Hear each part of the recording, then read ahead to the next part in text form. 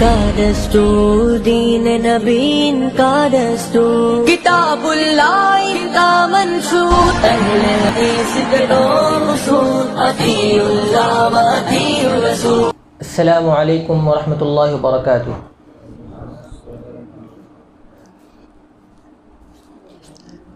الحمد للہ رب العالمین، والصلاة والسلام علی رسولہ الکریم محمد بن عبد اللہ الامین وعلی آلہ وصحبہ اجمعین ومن تبعہم بإحسان ودعا بدعوتہم واستنى بسنتہم الی یوم الدین، اما بعد۔ قال اللہ تعالی فی القرآن المجید، اعوذ باللہ من الشیطان الرجیم، بسم اللہ الرحمن الرحیم۔ وَلَقَدْ أَرْسَلْنَا رُسُلًا مِّن قَبْلِكَ وَجَعَلْنَا لَهُمْ أَزْوَاجًا وَذُرِّيَّةً۔ وقال أيضا فَلَمَّا قَضَى زَيْدٌ مِّنْهَا وَطَرًا زَوَّجْنَاكَهَا لِكَيْ لَا يَكُونَ عَلَى الْمُؤْمِنِينَ حَرَجٌ فِي أَزْوَاجِ أَدْعِيَائِهِمْ إِذَا قَضَوْا مِنْهُنَّ وَطَرًا وَكَانَ أَمْرُ اللَّهِ مَفْعُولًا۔ محترم سامعین، سب سے پہلے تو ہمیں اللہ تعالیٰ کا شکر ادا کرنا چاہیے کہ اللہ تعالیٰ نے ہمیں مسلمان بنایا ہے، بلکہ ہمیں مسلمان پیدا کیا ہے، اور ساتھ ہی ساتھ ہمارے لیے ایک رسول کو بھی بھیجا ہے جو کہ پیارے نبی کریم صلی اللہ علیہ وسلم ہمارے لیے اس دین اسلام کو لے کر آئے ہیں، جو دین بالکل سچا دین ہے اور بالکل برحق دین ہے، جسے اللہ تعالیٰ نے حق کے ساتھ نازل کیا ہے۔ اسی لیے قدیم زمانے سے لے کر موجودہ زمانے تک، یعنی موجودہ ابھی زمانے تک بھی دشمنان اسلام اس پر طرح طرح کے اور کئی طرح سے اعتراضات کیا کرتے تھے اور کئی طور پر شبہات پیش کیا کرتے تھے، لیکن اللہ جزائے خیر دے ہمارے ان اسلاف کو جو ہر زمانے میں اور ہر دور میں جب بھی اعتراضات آتے تھے انہوں نے اس کا جم کر مقابلہ کیا، اور جتنے بھی اعتراضات آتے تھے اور شبہات آتے تھے اس کا انہوں نے بہت اچھی طریقے سے ازالہ کیا ہے۔ ابھی موجودہ دور میں بھی چند دنوں پہلے چند جاہلوں نے آپ صلی اللہ علیہ وسلم پر کئی طرح کے اعتراضات کیے ہیں۔ ان میں ایک اعتراض یہ بھی تھا کہ آپ صلی اللہ علیہ وسلم نعوذ باللہ عورتوں کے خواہشمند تھے اور عورتوں کے پجاری تھے۔ سب سے پہلے تو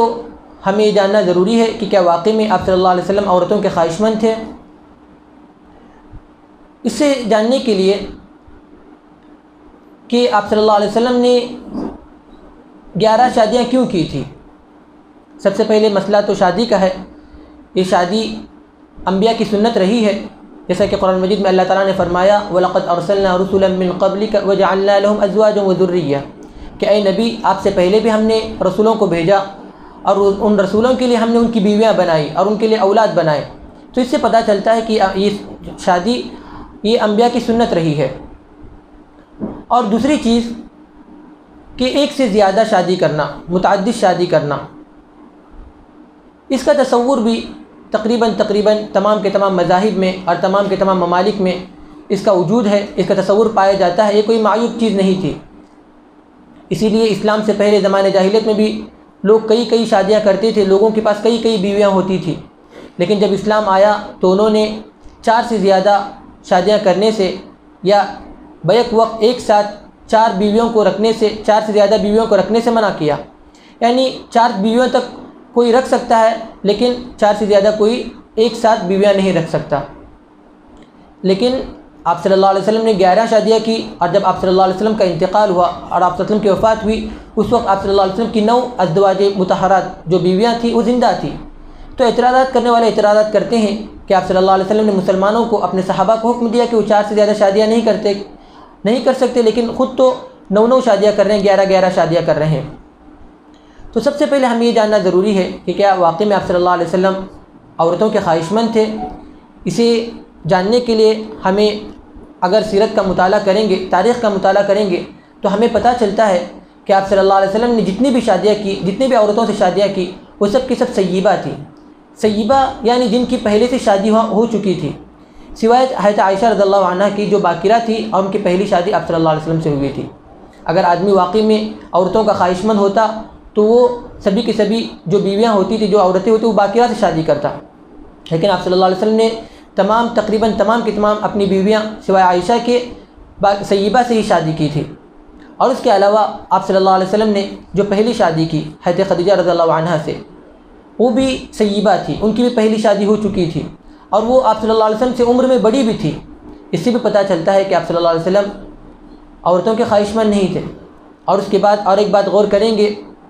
کہ آپ صلی اللہ علیہ وسلم نے اپنی جوانی کا اہم ترین حصہ، یعنی اپنی عمر کا 25 سے لے کر 50 سال صرف ایک ہی بیوی کے ساتھ گزارا ہے۔ اس سے بھی پتہ چلتا ہے کہ آپ صلی اللہ علیہ وسلم عورتوں کے خواہش مند نہیں تھے۔ اگر عورتوں کے خواہش مند ہوتے تو یہ جو جوانی کا دور تھا، آپ صلی اللہ علیہ وسلم اس میں زیادہ سے زیادہ شادیاں کرتے یا شادیاں کرنے کی کوشش کرتے، لیکن نہیں، آپ صلی اللہ علیہ وسلم نے صرف اور صرف ایک ہی عورت کے ساتھ اپنی 50 عمر تک بھی انہی کے ساتھ گزارا ہے۔ پھر آپ صلی اللہ علیہ وسلم کی جب دوسری شادی ہوئی تب اس وقت آپ صلی اللہ علیہ وسلم کی عمر 50 سال کی تھی۔ اب ان کے علاوہ جو بھی آپ صلی اللہ علیہ وسلم نے متعدد شادیاں کی ہیں، علماؤں نے اس کی بہت ساری حکمتیں بیان کی ہیں۔ ان میں سے چند حکمتوں پر اگر ہم غور کریں گے تو ہمیں پتہ چلے گا کہ آپ صلی اللہ علیہ وسلم کی ان ساری شادیوں کرنے کی کیا حکمت تھی، اور اس کے پیچھے کیا حکمتی تھی، کیا راز تھا۔ اس کے ذریعے سے جو اعتراضات ہیں، جو اشکالات ہیں، جو شبہات ہیں، وہ ختم ہو جائیں گے۔ سب سے پہلے جو حکمت بیان کی جاتی ہے وہ یہ ہے کہ آپ صلی اللہ علیہ وسلم نے یہ جو شادیاں کی ہیں بیواؤں کو سہارا دینے کے لیے کیا ہے، جن میں حضرت سودہ رضی اللہ عنہا اور حضرت ام سلمہ رضی اللہ عنہا اور حضرت زینب بنت خزیمہ رضی اللہ عنہا کا ذکر آتا ہے کہ آپ صلی اللہ علیہ وسلم نے ان کو سہارا دینے کے لیے ان سے شادیاں کی تھی، کیونکہ حضرت سودہ رضی اللہ عنہا جب اسلام لائی اور پھر ہجرت کر کے مدینہ پہنچی تو ان کے شوہر کا انتقال ہو گیا اور ان کی عمر 55 سال تھی۔ اگر یہ مکہ واپس لوٹتی کفار کے درمیان تو ہو سکتا تھا یہ فتنے میں واقع ہو جاتی یا اپنے کفر کی طرف واپس لوٹ جاتی، لیکن آپ صلی اللہ علیہ وسلم نے ان کا سہارا دینے کے لیے اور ان پر احسان کرنے کے لیے آپ صلی اللہ علیہ وسلم نے اپنے سے بڑی عمر کی، اس وقت بھی آپ صلی اللہ علیہ وسلم کی عمر 50 سال تھی اور ان کی عمر 55 تھی، آپ صلی اللہ علیہ وسلم نے اپنی سے بڑی عمر کی عورت سے شادی کی تاکہ انہیں سہارا دے سکیں۔ اور دوسرے حضرت ام سلمہ رضی اللہ عنہ جو بہت زیادہ بچے والی تھی، جب آپ صلی اللہ علیہ وسلم نے ان کے پاس پیغام بھیجا تو انہوں نے یہی کہا کہ میں بہت زیادہ بچے والی ہوں اور میں بہت زیادہ غصے والی ہوں، تو آپ صلی اللہ علیہ وسلم نے ان کے غصے کے لیے دعا کی اور ان کے بچوں کے بارے میں کہا کہ میں ان کی کفالت کرنے والا ہوں۔ اسی لیے اس سے پتہ چلتا ہے کہ آپ صلی اللہ علیہ وسلم نے بیواؤں کو سہارا دینے کے لیے بھی شادیاں کی تھیں۔ اب یہ سوال ہو سکتا ہے کہ آپ صلی اللہ علیہ وسلم نے کیوں شادیاں کی؟ ہو سکتا ہے آپ صلی اللہ علیہ وسلم دوسرے صحابہ کو حکم دیتے ان سے شادیاں کرنے کا، یا پھر کسی کو حکم دیتے اور خود نہ کرتے، لیکن اگر آپ صلی اللہ علیہ وسلم کسی دوسرے کو حکم دیتے تب بھی ایک اعتراض آ سکتا تھا کہ آپ صلی اللہ علیہ وسلم آپ تو دوسروں کو حکم دے رہے ہیں کہ بیواؤں سے شادی کرو، بڑی عورتوں سے شادی کرو، لیکن آپ صلی اللہ علیہ وسلم خود نہیں کر رہے ہیں، یہ اشکال پیدا ہو سکتا تھا۔ تو آپ صلی اللہ علیہ وسلم نے خود شادی کر کے دوسروں کو ترغیب دی کہ اگر کوئی بیوہ ہو تو ان کو سہارا دیا جائے، یا کوئی اگر ایسی عورتیں ہوں جو فتنے میں واقع ہونے کا خدشہ ہو تو ان کو سہارا دینے کے لیے ان سے شادیاں کرنی چاہیے۔ اس کے علاوہ دوسری جو حکمت بیان کی جاتی ہے وہ یہ ہے کہ آپ صلی اللہ علیہ وسلم نے تألیف قلب کے لیے، یعنی دل جوئی کے لیے بھی آپ صلی اللہ علیہ وسلم نے بعض عورتوں سے شادیاں کی، جن میں آپ صلی اللہ علیہ وسلم نے حضرت حفصہ بنت عمر رضی اللہ عنہ، حضرت عائشہ بنت ابی بکر رضی اللہ عنہ سے شادی کی، کیونکہ یہ دونوں ابو بکر رضی اللہ عنہ اور عمر رضی اللہ عنہ کبار صحابہ میں ان کا شمار ہوتا تھا، بڑے بڑے صحابہ میں شمار ہوتا تھا، تو آپ صلی اللہ علیہ وسلم نے ان کی دل جوئی کے لیے، ان کی تألیف قلب کے لیے ان سے شادیاں کی تھی۔ پھر اس کے علاوہ تیسری جو حکمت بیان کی جاتی ہے وہ یہ ہے کہ آپ صلی اللہ علیہ وسلم نے دعوت کے کام کے لیے، تاکہ قبائل میں دعوت کا کام ہو سکے، اسلام عام ہو سکے، اور ساتھ ہی ساتھ اسلام جو دشمن ہے، اسلام کی جو دشمنی قبائل میں پھیلی ہوئی ہے وہ ختم ہو جائے۔ اس کے لیے آپ صلی اللہ علیہ وسلم نے خاص طور پر سرداروں کی بیٹیوں سے شادی کی، جن میں سب سے پہلا جو تذکرہ آتا ہے وہ ام حبیبہ رضی اللہ عنہا کا آتا ہے، جو کہ ابو سفیان کی بیٹی تھی۔ ابو سفیان رضی اللہ عنہ جو پہلے قریش کے سردار ہوا کرتے تھے اور مسلمانوں کے سخت مخالف تھے، لیکن جب آپ صلی اللہ علیہ وسلم نے ام حبیبہ ان کی بیٹی سے شادی کی تو ان کی جو اسلام دشمنی تھی وہ مکمل ختم ہو چکی، پھر بعد میں وہ اسلام بھی لے آئے۔ ان کے علاوہ آپ صلی اللہ علیہ وسلم نے حضرت صفیہ رضی اللہ عنہ جو کہ ایک یہودی سردار کی بیٹی تھی، آپ صلی اللہ علیہ وسلم نے ان سے شادی کی تاکہ ان کے قبیلے میں بھی اسلام پھیل سکے، لیکن ان کی اس کی وجہ سے، اس شادی کی وجہ سے ان کی جو اسلام دشمنی تھی وہ تھوڑی ختم ہو گئی۔ جس طرح سے وہ اسلام کے خلاف سازشیں کیا کرتے تھے، لیکن جب ان کے درمیان سسرالی رشتہ بن گیا تو انہوں نے اسلام کے خلاف سازشیں کرنا بند کر دی، اور جس کی وجہ سے یہ اس شادی کا بہت بڑا فائدہ ہوا۔ اس کے علاوہ آپ صلی اللہ علیہ وسلم نے حضرت جویریہ جو کہ قبیلہ بنو المستلق کے ایک سردار کی بیٹی تھی ان سے شادی کی۔ جب حضرت جویریہ رضی اللہ عنہ قیدی بن کر آئی تھی اور ان کے علاوہ ان کے قبیلے سے بعض روایت میں آتا ہے کہ 50 لوگ، بعض روایت میں آتا ہے کہ 100 لوگ قیدی بن کر آئے تھے، جب آپ صلی اللہ علیہ وسلم نے ان سے شادی کی تو صحابہ نے ان تمام کے تمام قیدیوں کو آزاد کر دیا، صرف یہ سوچ کر آزاد کر دیا کہ آپ صلی اللہ علیہ وسلم نے ان سے شادی کی، اب یہ قبیلہ آپ صلی اللہ علیہ وسلم کا سسرالی قبیلہ بن گیا ہے، سسرالی رشتہ بن گیا ہے، اور آپ صلی اللہ علیہ وسلم کے سسرالی رشتے والے اگر قید میں رہیں گے یہ مناسب نہیں ہے، تو انہوں نے یہ سوچ کر ان تمام کے تمام لوگوں کو آزاد کر دیا۔ پھر بعد میں کیا ہوا، وہی لوگ آپ صلی اللہ علیہ وسلم کے پاس اسلام لے آئے اور پورا کا پورا قبیلہ اسلام آپ صلی اللہ علیہ وسلم کے پاس آ کر اسلام لے آیا۔ تو ان شادیوں کا یہی بہت بڑا فائدہ تھا، اور اس کی دوسری حکمت یہ بھی تھی کہ یہ سرداروں کی بیٹیاں تھیں، اور سرداروں کی بیٹیوں کے لیے ایک سردار ہی مناسب ہو سکتا ہے، اسی لیے آپ صلی اللہ علیہ وسلم نے ان سرداروں کی بیٹیوں سے شادی کی تھی۔ اس کے علاوہ جو حکمت بیان کی جاتی ہے وہ یہ ہے کہ آپ صلی اللہ علیہ وسلم نے بعض قبائل کو اپنے قریب کرنے کے لیے، اسلام کے قریب کرنے کے لیے، جن سے اسلام کا فائدہ ہوتا ہو اس کو قریب کرنے کے لیے آپ صلی اللہ علیہ وسلم نے ان سے شادیاں کی تھی، جن میں حضرت میمونہ رضی اللہ عنہ کا نام آتا ہے کہ آپ صلی اللہ علیہ وسلم نے ان سے شادی اسی لیے کی تھی تاکہ ان کا قبیلہ اسلام سے قریب ہو سکے، جس کی وجہ سے اسلام کا فائدہ ہو۔ پھر اس کے علاوہ جو حکمت بیان کی جاتی ہے، ایک عام حکمت ہے کہ جس طرح سے مردوں میں اسلام پھیل رہا تھا، عورتوں میں اسلام پھیلنے کی وجہ سے، عورتوں میں اسلام پھیلنے کے لیے عورتوں کا ہونا ضروری تھا، اسی لیے بھی آپ صلی اللہ علیہ وسلم نے زیادہ سے زیادہ عورتوں سے شادی کی، اور ایسے ہی ہوا کہ صحابیات ان امہات المؤمنین کے پاس آ کر مسائل کو پوچھا کرتی تھی، اور ان مسائل کو پوچھنے کی وجہ سے ان عورتوں میں بھی اسلام عام ہوتا گیا۔ پھر ایک اعتراض اس سلسلے میں یہ آتا ہے حضرت عائشہ رضی اللہ عنہ کے سلسلے میں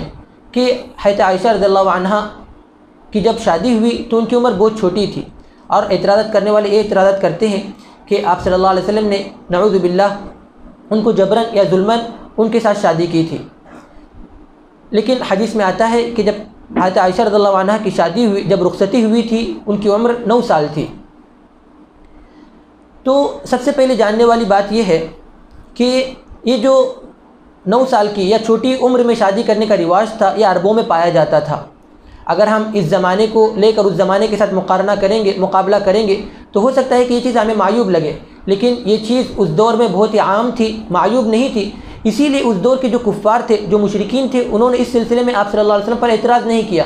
جو کفار جو کہ ہر ایک چھوٹی سی چھوٹی چیز کو لے کر اسلام پر اعتراضات کرنے اور آپ صلی اللہ علیہ وسلم پر شبہات پیش کرنے کے بہانے ڈھونڈا کرتے تھے، لیکن جب آپ صلی اللہ علیہ وسلم نے حضرت عائشہ سے شادی کی تو انہوں نے اس پر اعتراض نہیں کیا، تو اس سے پتہ چلتا ہے کہ یہ چیز ان کے یہاں معیوب نہیں تھی بلکہ یہ عام تھا، اسی لیے آپ صلی اللہ علیہ وسلم کے اس شادی کرنے پر کوئی اعتراض نہیں ہونا چاہیے۔ اور دوسری چیز علماء فرماتے ہیں کہ حضرت عائشہ کی شادی کرنے کی حکمت یہ بھی ہے کہ آپ صلی اللہ علیہ وسلم کی بیویوں میں تمام کی تمام بیویاں بڑی عمر کی تھی، تو ایک چھوٹی عمر کی بیوی کا ہونا ضروری تھا جو کہ مسائل کو سمجھے اور مسائل کو لوگوں تک پہنچائے۔ اور بعض لوگ ایسے ہوتے ہیں کہ جو کہ بڑے لوگوں کے پاس مسائل پوچھنے میں شرم محسوس کرتے ہیں، اور چھوٹے لوگ ہوتے ہیں، چھوٹے عمر کے لوگ ہوتے ہیں، ہم عمر ہوتے ہیں، تو ان سے مسائل پوچھتے ہیں۔ اور ہوا بھی ایسے ہی، کئی صحابیات اور کئی صحابہ حضرت عائشہ رضی اللہ عنہ کے پاس آ کر مسائل کو پوچھا کرتے تھے، حضرت عائشہ رضی اللہ عنہ ان مسائل کو بیان کیا کرتی تھی۔ اسی لیے کئی مسائل ایسے ہیں طہارت کے سلسلے میں ہو یا میاں بیوی کی مابین آپسی مسائل کے سلسلے میں ہو، کئی مسائل ایسے ہیں جن کی راویہ صرف اور صرف حضرت عائشہ رضی اللہ عنہ ہے، یعنی روایت صرف اور صرف حضرت عائشہ رضی اللہ عنہ بیان کرنے والی ہیں، اور حضرت عائشہ کے علاوہ کوئی اور بھی بیان نہیں کرتے، تو اس سے پتہ چلتا ہے کہ حضرت عائشہ رضی اللہ عنہ کا ہونا بہت ضروری تھا۔ اس کے علاوہ ایک اور حکمت بیان کی جاتی ہے کہ اس زمانے میں ایک رواج عام تھا، ایک مسئلہ پایا جاتا تھا، اس مسئلے کو ختم کرنے کے لیے اور اس مسئلے کی وضاحت کرنے کے لیے بھی آپ صلی اللہ علیہ وسلم نے شادی کی تھی۔ وہ شادی آپ صلی اللہ علیہ وسلم نے زینب بنت جحش رضی اللہ عنہ سے کی تھی، چونکہ زینب بنت جحش حضرت زید رضی اللہ عنہ کی نکاح میں تھی۔ حضرت زید رضی اللہ عنہ آپ صلی اللہ علیہ وسلم کے منہ بولے بیٹے تھے، یعنی آپ صلی اللہ علیہ وسلم نے ان کو پالنے کے لیے لیا تھا، اور بعد میں جب حضرت زید رضی اللہ عنہ نے ان کو طلاق دے دی، زینب بنت جحش کو طلاق دے دی، تو ان کی عدت ختم ہونے کے بعد آپ صلی اللہ علیہ وسلم نے ان سے شادی کر لی۔ یہ ایک مسئلہ یہاں پر یہ پایا جاتا تھا کہ عرب میں لوگ جب کسی کو اپنا بیٹا بنا لیتے تھے تو وہ اس کو حقیقی بیٹا مان لیتے تھے، حقیقی بیٹا مان کر، یعنی وہ حقیقی بیٹا بن جاتا تھا، وہ لوگوں کے یعنی جو اپنے باپ کے مال میں وارث بن جاتا تھا اور ان کی بیویوں کو طلاق دینے کے بعد اس کا باپ ان سے شادیاں نہیں کر سکتا تھا۔ تو اللہ تعالیٰ نے اس مسئلے کی وضاحت بھی کر دی کہ منہ بولا بیٹا حقیقی بیٹا نہیں ہوتا، منہ بولے بیٹے کی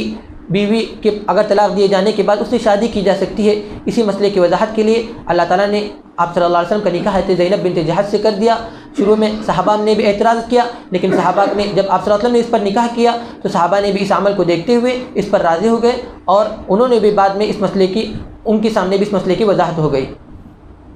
تو یہ چند حکمتیں تھی جو تعدد ازدواج کے سلسلے میں بیان کی جاتی ہیں۔ اس کے علاوہ بہت سارے اور حکمتیں ہیں، لیکن ایک چند بہت ہی مشہور حکمتیں تھیں جن کا جاننا بہت ضروری ہے۔ اگر ان کو جانیں گے تو ہمارے پاس جو اعتراضات آئیں گے، جو شبہات آئیں گے، وہ ختم ہو جائیں گے۔ اسی طرح سے کئی شبہات ہمارے سامنے پیش آتے ہیں، تو ہمیں سب سے پہلے چاہیے کہ ان شبہات کو جاننے سے پہلے کئی شبہات ایسے ہوتے ہیں کہ اگر وہ شبہات ہمارے پاس آتے ہیں تو ہمیں ایسا لگتا ہے کہ واقعی میں شبہات ہے، واقعی میں اعتراضات ہیں، اور یہ شبہات ہمارے دل میں بھی گھر کر جاتے ہیں۔ لیکن اگر ہم اس کے پیچھے جو حکمتیں ہیں اس کو جانیں گے، جو راز ہیں اس کو جانیں گے، تو پھر وہ حکمتیں ختم ہو جاتی ہیں۔ لہذا کوشش یہی کریں کہ جب بھی کوئی اعتراضات آئے، جب بھی کوئی شبہات آئے تو اس کی حکمتوں کو جانیں، تاکہ ہمارے پاس جو اعتراضات ہیں وہ ختم ہو جائیں۔ تو لہذا جو حکمتیں آپ لوگوں کے سامنے مختصراً بیان کی گئی ہیں، امید ہے کہ آپ لوگوں نے اس کو سمجھا ہوگا۔ اللہ تعالیٰ سے یہی دعا ہے کہ اللہ تعالیٰ ہمیں حکمتوں کو جاننے والا بنائے، اور ساتھ ہی ساتھ جو اعتراضات ہیں اور جو شبہات ہیں اس سے بچنے والا بنائے، اور فتنوں سے محفوظ رکھے۔ آمین وآخر دعوانا الحمد للہ رب العالمین۔